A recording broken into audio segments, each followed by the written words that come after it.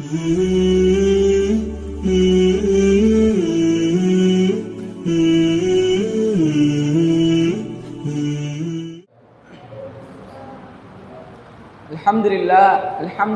Rabbil Alameen.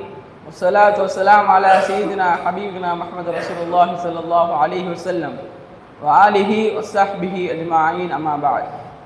Qad qala Allah ta'ala fil Furqanil Azim wa fil Furqanil Majid. A'udhu billahi minash shaitanir rajim. Bismillahir rahmanir rahim. Laqad kana lakum fi Rasulillahi uswatun hasanah liman kana yarjullaha wal yawmal akhir wa dhakara Allaha kathira. Sadaqallahu al-azim. وقال نبينا صلى الله عليه وسلم الدين النصيحة وكما قال رسول الله صلى الله عليه وسلم. அன்புக்குரிய அல்லாஹ்வின் நல்லடியார்களே, இந்த உலகத்திலே அல்லாஹ் படைத்த அனைத்து விஷயங்களுக்கும் ஒரு சட்டதிட்டம், ஒரு கோட்பாடு, ஒரு வாழ்க்கை வழிமுறை வைத்திருக்கிறார். உதாரணமாக மரத்தை எடுத்துக்கொள்ளலாம். அந்த மரம் தண்ணீர் அருந்தி செல்லம் செழிப்பாக வளர்ந்து மனிதர்களுக்கு பலன் தர வேண்டும். அதற்கு மாறாக அந்த மரம் தண்ணீர் அருந்தாமல் அதை அழிக்கக்கூடிய ஒரு திரவத்தை அருந்தி எப்படி சின்ன பின்னமாக வாடி வதங்கி கீழே விழுமோ அதே போன்றுதான் நம் நிலைமை.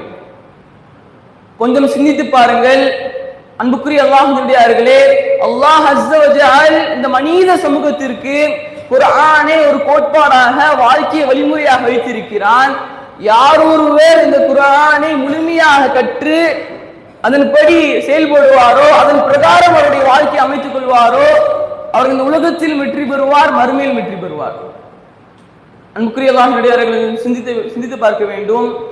யார் ஒருவர் குர்ஆனை நிராகரித்து அதன் பிரகாரம் அவருடைய வாழ்க்கையை அமைத்துக் கொள்ளாமல் இருப்பாரோ அவருக்கு இந்த உலகத்திலும் சீரழிவு, மறுமையிலும் சீரழிவு. அன்புக்குரியவர்களே, இதற்கெல்லாம் மூலக்கூறாக இருக்கக்கூடிய விஷயம்தான் தக்வா, இறையச்சம். அன்புக்குரியவர்களே, ஒரு முறை உமர் ரலியல்லாஹு அன்ஹு இடத்திலே உபயர் வந்து கேட்டார்கள், உமர் ரலியல்லாஹு அன்ஹு அவர்களே, தக்வா என்றால் என்ன? அதற்கு உமர் ரலியல்லாஹு அன்ஹு அவர்கள் சொன்னார்கள், உபையே முள் உள்ள இடத்திலே நடந்திருக்கிறாய் என்று கேட்டார்கள். அதற்கு உபை சொன்னார்கள், ஆம். பிறகு உமர் ரலியல்லாஹு அன்ஹு அவர்கள் சொன்னார்கள், உபையே எப்படி நடப்பாய் இதிலே? அதற்கு உபை அவர்கள் சொன்னார்கள், என்னுடைய ஆடையை உயர்த்தி முள் இல்லாத இடத்தில் என்னுடைய காலை வைத்து என்னுடைய பாதத்தை வைத்து நடந்து செல்வேன் என்று சொன்னார்கள். அதற்கு உமர் ரலியல்லாஹு அன்ஹு அவர்கள் சொன்னார்கள், இதுதான் தக்வா. அன்புக்குரியவர்களே, கொஞ்சம் சிந்தித்து பார்க்க வேண்டும்.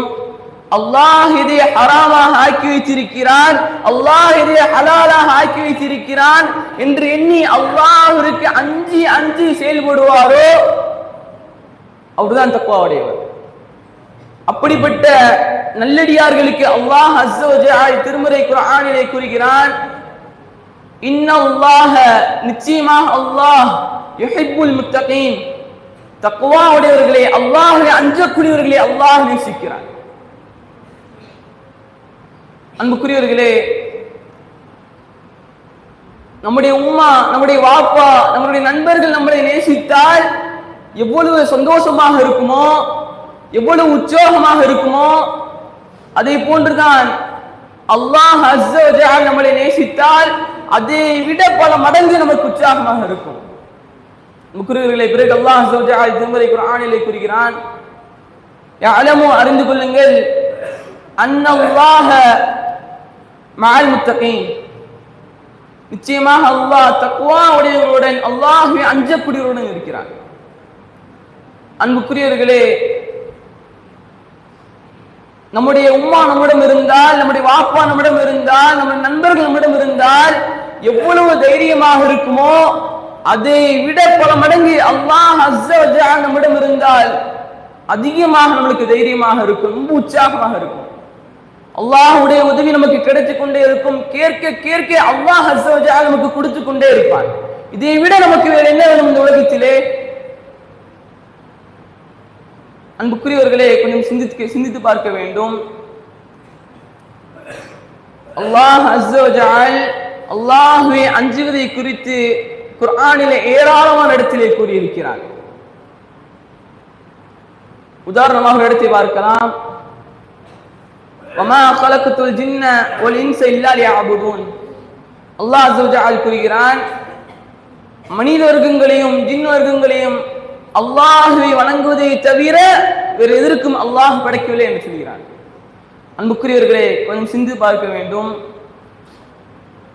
நம்மை அல்லாஹ்வை வணங்குவதற்காக அல்லாஹ் படைத்திருக்கிறான் என்றால் இந்த உலகத்திலே நமக்கு அளிக்கப்படக்கூடிய அனைத்து விஷயங்களும் அல்லாஹ்வை வணங்குவதற்கு மட்டும்தான். அன்புக்குரியவர்களே, இந்த உலகத்திலே நாம் அனுபவிக்கக்கூடிய இந்த காற்று, நம் உட்கார்ந்து இருக்கக்கூடிய இந்த அவை, நம் விடக்கூடிய இந்த மூச்சு, நாம் அணிந்திருக்கக்கூடிய இந்த ஆடை, இதெல்லாம் அல்லாஹ்வை வணங்குவதற்கு மட்டும்தான். அன்புக்குரியவர்களே, இதெல்லாம் அல்லாஹ் நமக்கு இலகாக ஆக்கி கொடுத்து, நம்மளுக்கு தோதுவாக ஆக்கி கொடுத்து, நாம் அல்லாஹ்வை வணங்காமல் இருந்தால் அல்லாஹ்விற்கு எவ்வளவு கோபமாக இருக்கும். அன்புக்குரியவர்களே, அல்லாஹ்விற்கு நாம் அதிகமாக அஞ்ச வேண்டும். அன்புக்குரிய அல்லாஹ்வுடைய அருகிலே குர்ஆனிலே இன்னொரு வசனமாக அல்லாஹ் கூறுகிறான், லிபாசு தக்வா ذلك خير. ஆடைகளிலே சிறந்த ஆடை தக்வாவுடைய ஆடைதான், இறை அச்சத்துடைய ஆடைதான் என்று அல்லாஹ் அஸ்ஸ வஜல் கூறுகிறான். அன்புக்குரியவர்களே, நம் அல்லாஹ்விடத்தில் நெருங்குவதற்கு அதிகமாக முயற்சி செய்யக்கூடிய பாக்கியத்தை அல்லாஹ் ரஹ்மான் அனைவர்களுக்கும் தந்து அருள் புரிவானாக. இன்னும் சிறிது நாளில் ரமலான் வர இருக்கிறது. நாம் அந்த ரமலானிலே அல்லாஹ்வை அதிகமாக அஞ்சுவதற்கு முயற்சி செய்யக்கூடிய பாக்கியத்தை தருவானாக. அந்த ரமலானிலே இறை அச்சத்திற்காக அல்லாஹ்விடத்திலே அதிகமாக துஆ செய்யக்கூடிய பாக்கியத்தை தருவானாக. முக்கியவர்களே, மித்த மாதத்தை விட இந்த ரமலான் மாதம் என்பது அல்லாஹ்விடம் நெருங்குவதற்கு மிக இலகுவான மாதம். அல்லாஹ் நமக்காக இந்த ரமலான் மாதத்திலே காத்து கொண்டிருக்கிறான். நாம் அதிகமாக அல்லாஹ்விடத்திலே துஆ செய்து இந்த ரமலான் மாதத்திலே அல்லாஹ்விடத்தில் நெருங்கக்கூடிய பாக்கியத்தை உள்ள ரஹ்மான் அனைவருக்கும் தந்தருள் புரிவானாக. வாஹிர் தஅவானா அல்ஹம்துலில்லாஹி ரப்பில் ஆலமீன். அஸ்ஸலாமு அலைக்கும் வரஹ்மத்துல்லாஹி